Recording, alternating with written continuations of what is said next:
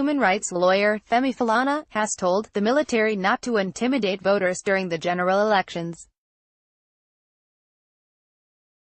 Falana said this in a 6-page statement in which he gave details of several court injunctions that had declared the involvement of the military in elections as illegal. He also quoted Justice Muhammad Rilwan of the Federal High Court in Sokoto, as saying that, other than for the purposes of protecting Nigeria's territorial integrity, there is no constitutional provision that allows for the deployment of the military for elections. His comments come days after President Muhammadu Buhari ordered the army and other security agencies to deal ruthlessly with anyone who was caught snatching ballot boxes during the elections. Falana, who also joined to criticize the order by the president, further explained that, if the president was desirous to deploy soldiers for elections in the country, the judge advised him to request the National Assembly to enact a law to that effect. Read the full statement below. Illegal involvement of armed forces in election duties. No doubt, President Olusegun Obasanjo engaged in the illegal deployment of the army for the manipulation of the 2003 general elections.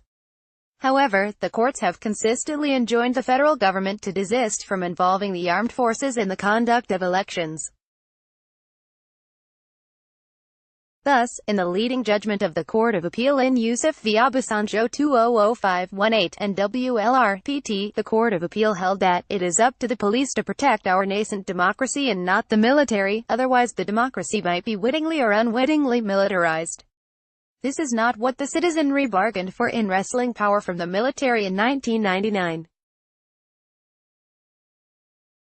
The court reiterated its views in the case of Buhari v. Obasanjo 2005-1, WRN 1 at 200 when it stated that, in spite of the non-tolerant nature and behavior of our political class in this country, we should, by all means, try to keep armed personnel of whatever status or nature from being part and parcel of our election process.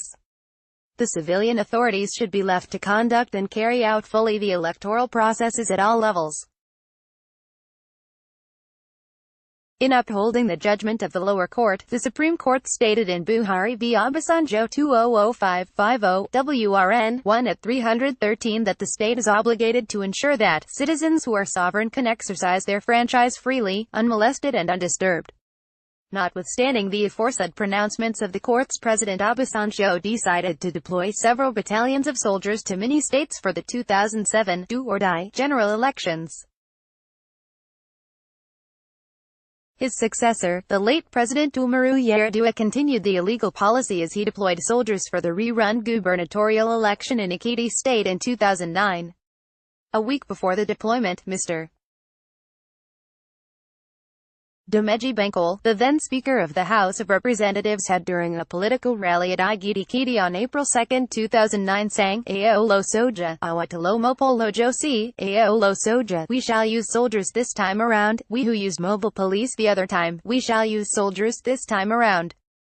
The armed forces were involved in the conduct of the elections in Edo, Anambra, Osun, and Ekiti governorship elections. On June 19, 2014, two APC governors, Comrade Adams Oshiomhole and Mr. Rotimi Amaechi of Edo and Rivers states respectively had their fundamental right to freedom of movement crudely violated at Ijui Tagbolu in Ondo State by armed soldiers who crudely prevented them from attending a political rally at Ado-Ekiti.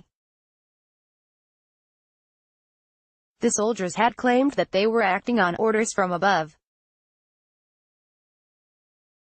The armed soldiers also subjected every hotel at Ado-Ekiti to a search without warrant between 10 p.m. and 2 a.m. for the sole purpose of ejecting all those who could not give satisfactory explanation of their business in Ekiti State. Yet while all illegal aliens, like Governor Amaechi and others suspected to be all progressive Congress members, were harassed and expelled from the state by the army, some non-indigenes who are chieftains of the People's Democratic Party, including two serving ministers and an influential thug from Anambra State, were allowed to monitor the election. Indeed, they were fully protected by the armed troops. Although the Court of Appeal affirmed the verdict of the Ekiti State governorship election that Mr. Ayo Fabiose of the PDP won the governorship election, it condemned the intimidation of voters by armed troops. Speaking for the court, Justice Aboki stated, "Even the President of Nigeria has no power to call on the Nigerian armed forces and to unleash them on peaceful citizens, who are exercising their franchise to elect their leaders." Shortly before the 2015 general elections, the Federal High Court, sitting in Sokoto, declared the planned involvement of the armed forces in the democratic exercise illegal and unconstitutional.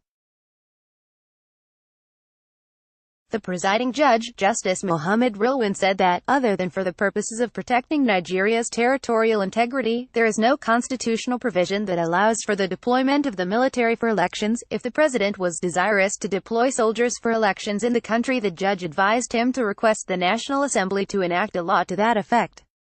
In the same vein, Justice Mohammed Bubba of the Federal High Court granted the relief sought by Honorable Femi Falana and restrained President Jonathan from deploying the armed forces for the 2015 general election.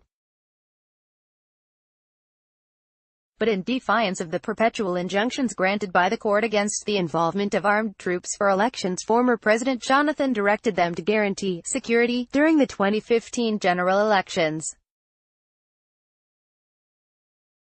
Similarly, President Buhari has deployed the armed forces to maintain law and order during the 2019 general election. In fact, the Chief of Army Staff, General Umar Burtai, has been threatening to deal ruthlessly with electoral offenders. In view of the judicial authorities cited above, it is submitted that the deployment of the armed forces for the maintenance of law and order during elections cannot be legally justified by virtue of Section 215(3) of the Constitution, which has vested the police with the exclusive powers to maintain and secure public safety and public order in the country. However, the President is empowered under Section 217(2) of the Constitution to deploy the armed forces for the suppression of insurrection and acting in aid of civil authorities to restore law and order. This, in effect, means that before the armed forces may be involved in the maintenance of law and order, there must have been insurrection or civil disturbances which cannot be contained by the police. The Constitution never envisaged that the armed forces will usurp the powers of the police with respect to the preservation of law and order in any part of the country. As the Constitution has limited the involvement of the armed forces in internal security to a, the suppression of insurrection including insurgency, and b, aiding the police to restore order when it has broken down, it is illegal and ultra vires on the part of the President to deploy the armed forces to maintain law and order during elections. Consequently, the Nigeria police force should be adequately equipped and funded to discharge the duty of ensuring internal security in the country, while the armed forces are restricted to the defense of the nation's territorial integrity. Notwithstanding the contemptuous decision of the authorities of the armed forces to involve armed military personnel in the 2019 general elections, they are advised to comply with the directive of the Commander-in-Chief of the Armed Forces, President Muhammadu Buhari, not to subject voters to intimidation while casting their votes on February 23 and March 9, 2019. Since all citizens, including voters, are restricted to